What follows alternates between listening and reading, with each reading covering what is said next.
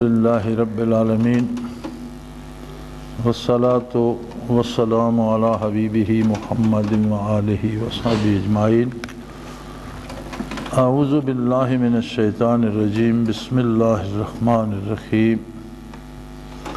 قل لن یصیبنا الا ما کتب اللہ لنا هو مولانا وعلی اللہ فلیتوکل المؤمنون۔ اللہم سبحانک لا علم لنا الا ما علمتنا انک انت العلیم الحکیم۔ مولا یا صلی وسلم دائما ابدا علی حبیبک من زانت بہ الرسل۔ 10ویں پارے میں سورہ توبہ کی یہ آیہ مبارکہ ایک بڑے اہم سوال کا جواب عطا فرماتی ہے۔ سوال یہ ہے کہ جو بندہ مسلمان ہے، اللہ پر ایمان لایا، اللہ کے رسول صلی اللہ علیہ وآلہ وسلم پر ایمان لایا، اور اس کا اللہ ہر وقت اس کے ساتھ ہے، اس کی گزارشات سنتا ہے، اس کی ضروریات کو جانتا ہے، اس کی ضروریات پوری کرنے پہ قادر ہے، اس کے حال سے کما حقہ واقف ہے،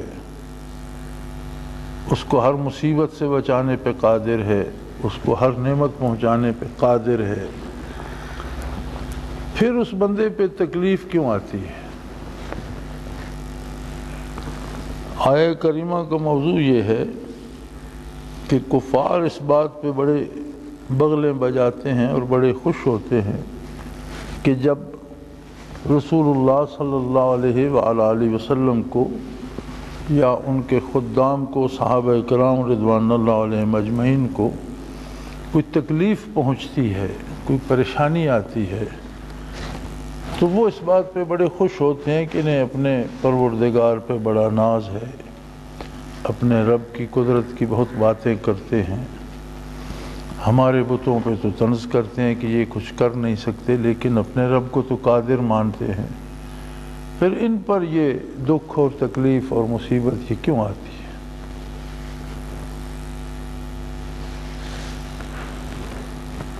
ارشاد باری تعالیٰ ہے کہ ان سے کہہ دیجئے قُلْ لَن يُصِيبَنَا إِلَّا مَا كَتَبَ اللَّهُ لَنَا۔ ہمارا مالک صرف ہمارا نہیں، اس ساری کائنات کا مالک ہے۔ ہمارا مالک وہ ہے جس نے مخلوق کو بنانے سے پہلے ان کے لیے فیصلے لکھ دیے، ان کے لیے روزی لکھ دی، ان کے لیے قد کاٹ، ان کے لیے ان کی شکل کیسی ہوگی، وہ سب کچھ لکھ دیا، اور ہر چیز اس کے بنائے ہوئے پروگرام کے مطابق چلتی ہے۔ لہٰذا ہمیں جو بھی لن یصیبنا، کوئی چیز ہم تک نہیں پہنچے گی الا ما کتب اللہ لنا، سوائے اس کے کہ جو اس نے ہمارے حصے میں کر دی ہے۔ اب جب آدمی کسی ڈاکٹر پہ اعتماد کرتا ہے اور اپنا وجود اس کے سپرد کر دیتا ہے، تو کبھی وہ کڑوی دوائی بھی دے دیتا ہے، کبھی وہ انجیکشن لگاتا ہے، کبھی وہ آپریشن بھی کرتا ہے، کسی جگہ کو چاقو سے کھولتا بھی ہے، لیکن اس کا کیا مطلب ہے کہ وہ ڈاکٹر اس سے دشمنی کر رہا؟ ہرگز نہیں، اسی میں اس کی بہتری ہے اور اسی میں اس کا بھلا ہے جو وہ اس کے ساتھ کر رہا ہے۔ تو ڈاکٹر مریض کا رشتہ تو اور ہوتا ہے، ہمارا رشتہ تو اس کے ساتھ مالک اور بندے کا ہے، اور ایسا ہے کہ کسی آن کسی لمحے وہ ہم سے غافل نہیں۔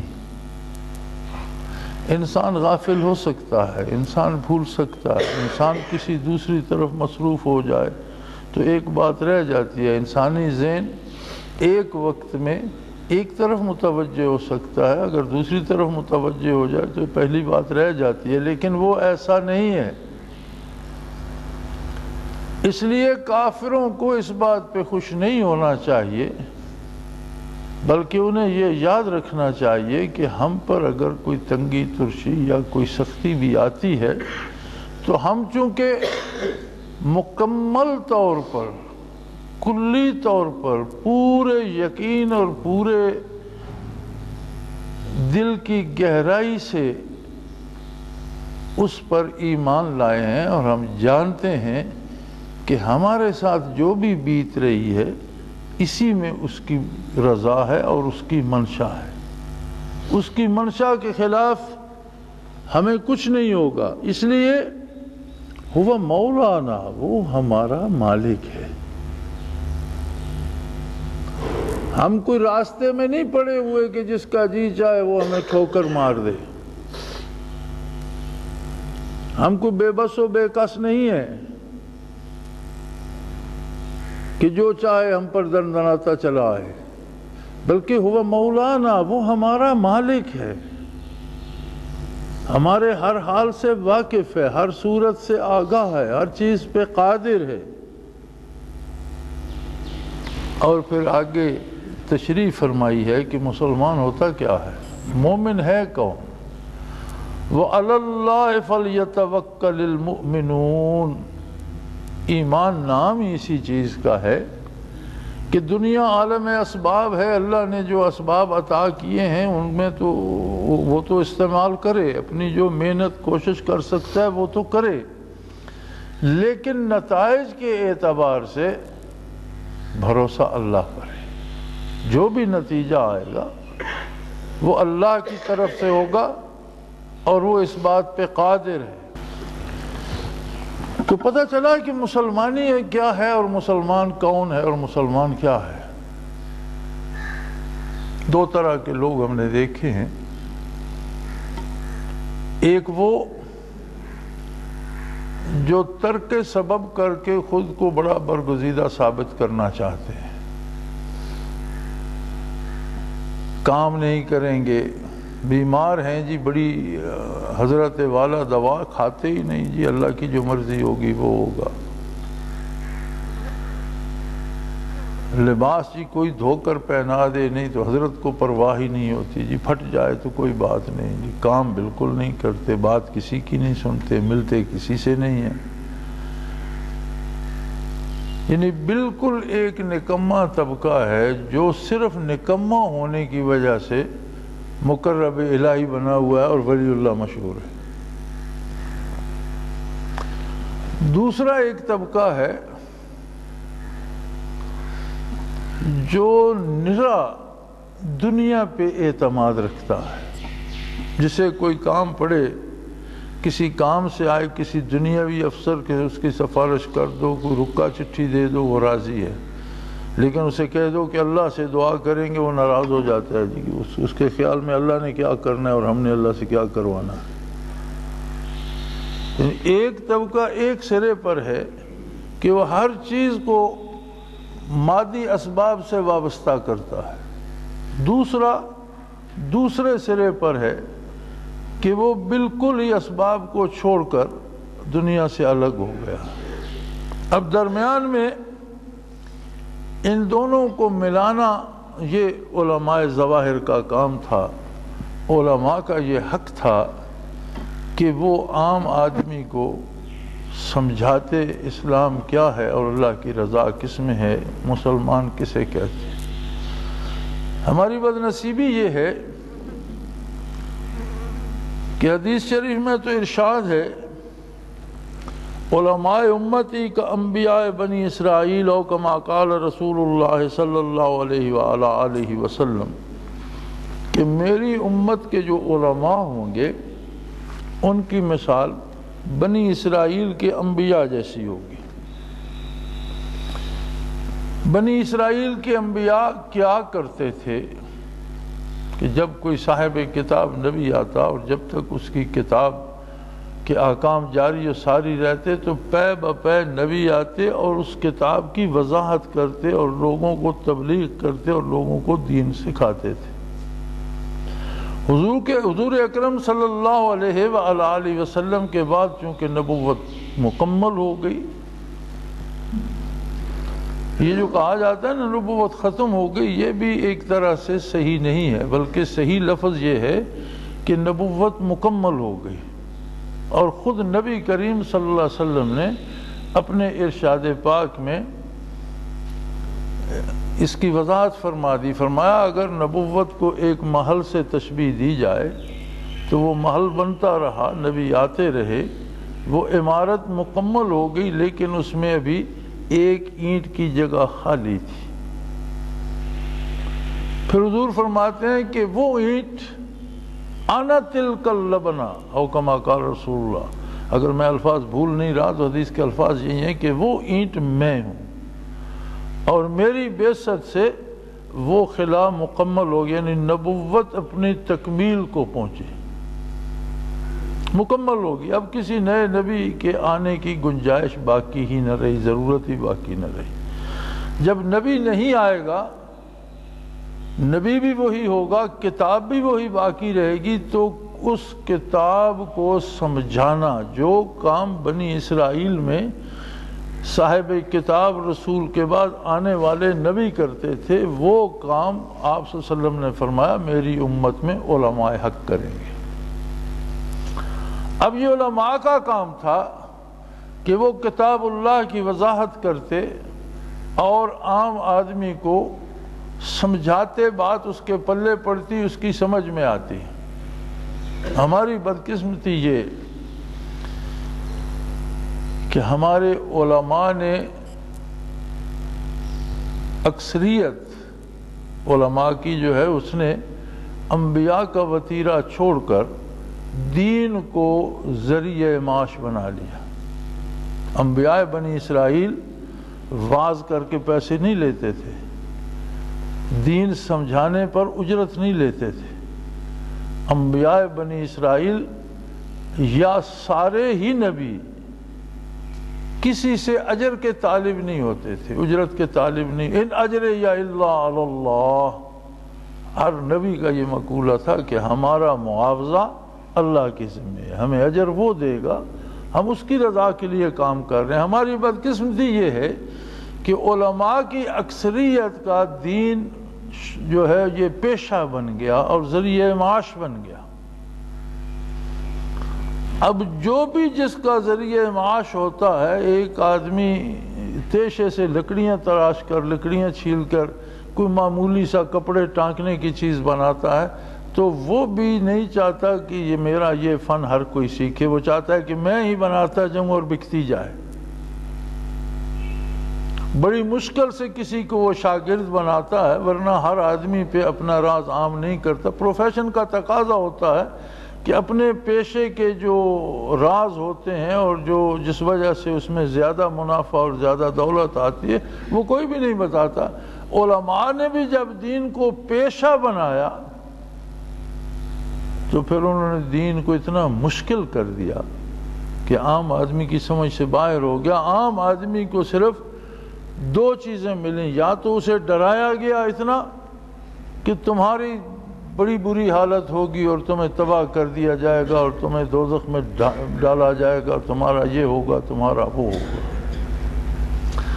یا پھر ایک تو غضب الہی کی ایسی منظر کشی کی کہ بندہ اس خدا کا نام لینے سے بھی گھبراتا ہے کہ کہیں پکڑا نہ جاؤں، یا پھر اللہ کا ایسا تعارف کرایا کہ بھئی اللہ اللہ ہے، تم مشت غبار ہو، تم کہاں اللہ سے مل سکتے ہو، تم کہاں اللہ کو سوچ سکتے ہو، تم کہاں اللہ سے بات کر سکتے ہو، یہ تمہارا کام نہیں ہے، تم بس جو ہم کہتے ہیں کرتے جاؤ۔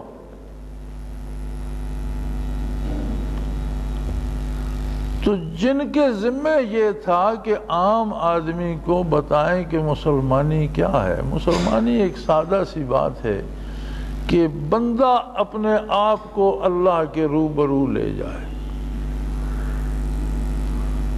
ہر حال میں اور ہر کام میں اس کا اللہ اس کے ساتھ ہو،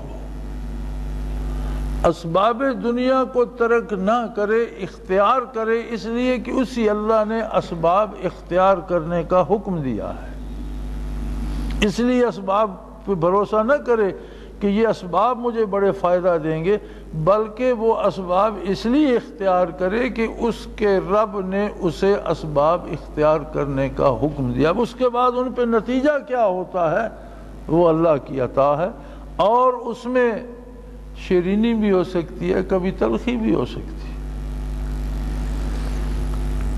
مولانا رومی نے یا غالباً مولوی سعدی رحمۃ اللہ علیہ نے یہ حکایت لکھی ہے، مجھے صحیح یاد نہیں، حکایت مزے کیا، اور حکایات عموماً مولوی سعدی رحمۃ اللہ علیہ لکھا کرتے ہیں. وہ فرماتے ہیں کہ کوئی کسان بڑی خوبصورت کھکھڑیاں لے کر گیا بادشاہ کے لیے تحفے، اسے اچھی لگیں، ان کا رنگ خوبصورت تھا، ان پر لکیریں خوبصورت تھیں. وہ اپنے پورے کھیت میں سے 2-4 کھکھڑیاں وہ منتخب کر کے خوبصورت بادشاہ کے دربار میں پیش کرنے کے لیے لے گیا. بادشاہ کو بھی بڑی پسند آئی. اب بادشاہ نے حکم دیا کہ انہیں کاٹا جائے. اس کو کاشتکار کو کچھ انعام دیا، رخصت کر دیا، اچھا بھئی کھکھڑیاں کاٹو. کھکھڑی کاٹی گئی. وہ ایک ڈلی اٹھا کر اس نے اپنے ایک قریبی وزیر کو یا جو اس کا تھا سب سے مقرب اسے عطا کر دی. اس نے بڑے مزے لے لے کے کھائی. اب جب اس نے دوسری خود کھائی تو وہ سخت کڑوی تھی. اتفاق یہ تھا کہ وہ خوبصورت بڑی تھی لیکن کھکھڑی کڑوی تھی. تو بادشاہ سلامت نے جب وہ تھوڑی سی چکھی تو بڑی کڑوی تھی. تو اس نے کہا یار تم عجیب آدمی ہو، مجھے بتایا نہیں کہ یہ بڑی بدمزہ ہی نہیں بلکہ یہ تو کڑوی ہے. تو اس نے تو میرا سارا منہ کا ذائقہ خراب کر دیا. تو وہ کہنے لگا کہ حضور عمر گزری ہے آپ کی بارگاہ سے طرح طرح کی نعمتیں کھاتے، اگر زندگی میں ایک ڈلی کھکھڑی کی کڑوی مل گئی تو پھر میں اس پہ بلبلا اٹھتا. جہاں سے اتنی شیرینیاں کھائی ہیں تھوڑی سی تلخی بھی صحیح. مجھے تو حیا آ گئی آپ کی عطا سے کہ میں کیسے شکایت کر سکتا ہوں. میں نے تو مزے لے کے کھا لی، آپ کی عطا تھی. یہی بات یہ آیت کریمہ بتا رہی ہے وَعَلَى اللَّهِ فَلْيَتَوَكَّلِ الْمُؤْمِنُونَ. جن کا ایمان کامل ہوتا ہے انہیں رب پہ بھروسہ ہوتا ہے. کبھی حالات تلخ بھی آ جائے تو وہ سمجھتے ہیں کہ ہمیشہ جس منعم حقیقی سے ہمیں نعمتیں ملتی ہیں تھوڑی سی ترشی آ گئی تو کیا بات ہے، وہ تو موجود ہے اور اس کے ساتھ میرا رشتہ تو موجود ہے، اس کی بارگاہ ہے اور میں اس کا بندہ ہوں. تو وہ برداشت کرتا ہے. پھر بادشاہ نے تو اتفاقاً دی. وہ ایسا علیم و خبیر اور ایسا حکیم ہے کہ وہ اتفاقاً نہیں دیتا، وہ پروگرام کے مطابق دیتا ہے. لَن يُصِيبَنَا إِلَّا مَا كَتَبَ اللَّهُ لَنَا. جو اسے منظور ہوگا وہ ہمیں پہنچے گا. اور جہاں وہ تلخی تھوڑی سی دیتا ہے وہاں اس تلخی کی ضرورت ہوتی ہے، بلا وجہ نہیں دیتا. بادشاہ کی طرح اتفاقاً نہیں دیتا بلکہ وہاں وہی تلخی ضروری ہوتی ہے، اس بندے کا فائدہ اس میں ہوتا ہے، وہ ایسا مالک ہے. تو اسلام کیا ہے؟ اسلام یہ ہے کہ بندہ اپنے آپ کو اللہ کے روبرو لے جائے. پیر صاحب اپنی جگہ، مولانا اپنی جگہ، نیک اور پارسا لوگ اپنی جگہ. لیکن کیا اللہ صرف نیک لوگوں کا ہے؟ کیا اللہ صرف پارساؤں کا ہے؟ کیا اللہ صرف پیروں فقیروں کا ہے؟ کیا اللہ کریم صرف مولوی کا ہے؟ نہیں، اللہ ہر بندے کا ہے.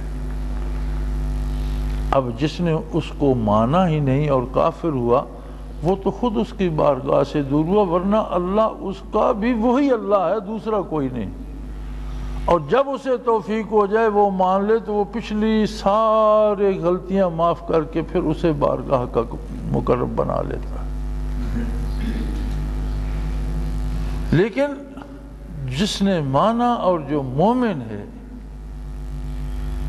اس کا تو اللہ ہر وقت اس کے ساتھ ہے اور اس کا نبی ہر وقت اس کے لیے دست بدعا ہے. وَبِالْمُؤْمِنِينَ رؤوف الرحیم. میرا نبی مومنوں کے لیے معاف کرنے والا اور بے پناہ رحم کرنے والا ہے.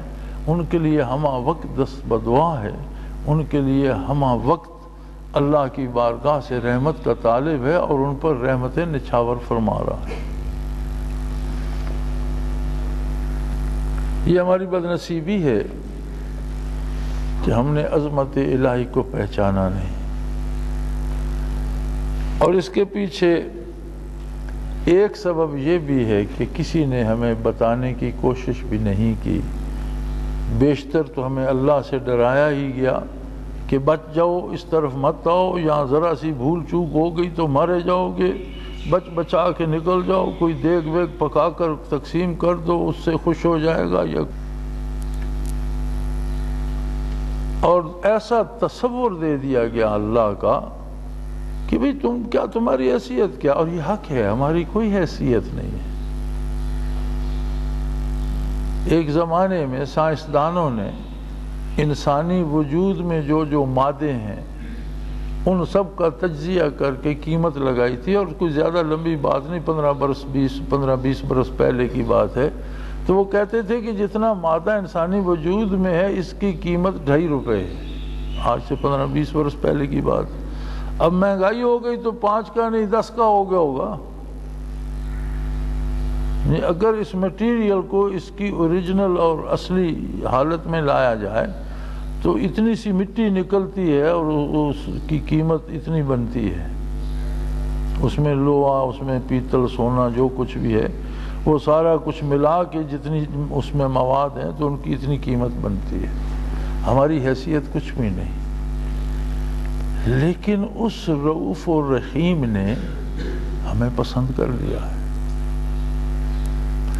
اس نے اپنی پہچان صرف اور صرف نوع انسانی کو دی ہے۔ فرشتے کو بھی معرفت الہی نہیں دی، فرشتے کو بھی جتنا بھی قرب ملا ہے حکم سنتا ہے، اس کی تعمیل بجا لاتا ہے، لیکن مالک کے ساتھ آشنائی نہیں کر سکتا،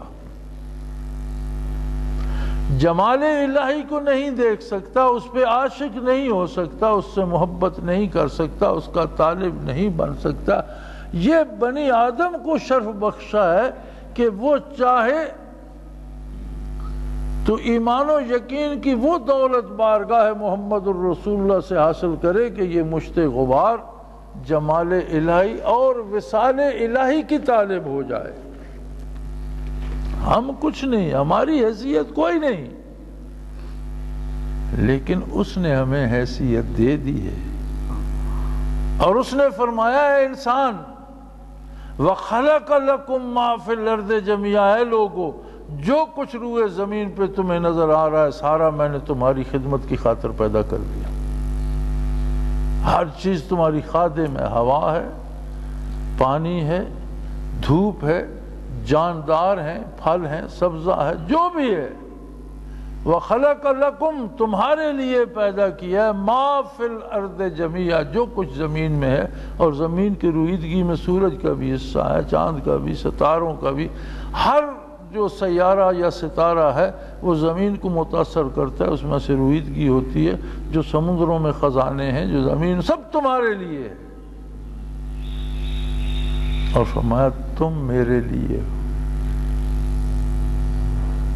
میرے لیے اس لیے ہو کہ تمہیں میں نے وہ ذوق، وہ شعور بخشا ہے کہ تم مجھے پہچان سکو، پہچانو تو مجھ پہ فدا ہو جاؤ، مجھ پہ فریفتہ ہو جاؤ، میرے وصال اور میرے جمال کے طالب ہو جاؤ۔ ہم کچھ نہیں، لیکن اس نے ہمیں بہت کچھ بنا دیا ہے۔ ہماری کوئی حیثیت نہیں ہے، لیکن اس نے ہمیں حیثیت دے دی ہے کہ اس نے ہمیں اپنے جمال کا طالب بنا دیا ہے۔ اس لیے ہر بندے کو حق حاصل ہے جسے ایمان نصیب ہے کہ وہ اپنے پروردگار کو اپنے ساتھ، اپنے سب سے قریب تر سمجھے، مشورہ کرے، اس سے باتیں کرے، اس سے دعائیں مانگے، اس سے۔ میں تو کہتا ہوں بندے کا ایسا تعلق ہے کہ اس کی بارگاہ میں شور بھی مچائے، ادھم بھی مچائے، لڑے بھڑے بھی، لیکن اپنے دل میں اللہ کو بٹھا کر اس کے ساتھ اپنی بات کرے۔ یہ رشتہ ایسا ہوتا ہے کہ ذات کا ذات سے تعلق ہوتا ہے، اس میں لوگوں کو ملوث کرنے کی بات نہیں ہوتی۔ تو اسلام بڑا سادہ سا، بڑا چھوٹا سا جملہ ہے اسلام کو سمجھنے کے لیے کہ وَعَلَى اللَّهِ فَلْيَتَوَكَّلِ الْمُؤْمِنُونَ۔ نیکی ہو، نرمی ہو، گرمی ہو، دکھ ہو، مصیبت ہو، آرام ہو، سہولت ہو، بندے مومن کو یقین ہوتا ہے کہ میرا پروردگار، میرا محبوب میرے ساتھ ہے، اور جو کچھ مجھ پر بیت رہی ہے اس کے سامنے اگر وہ اس میں خوش ہے تو میں خوش ہوں۔ اللہ کریم ہمیں توفیق عمل بھی دے، ہمارے گناہوں کو معاف فرمائے، ہمیں دین کو سمجھنے اور اس پر عمل کرنے کی توفیق عطا فرمائے۔ وآخر دعوانا الحمدللہ رب العالمین۔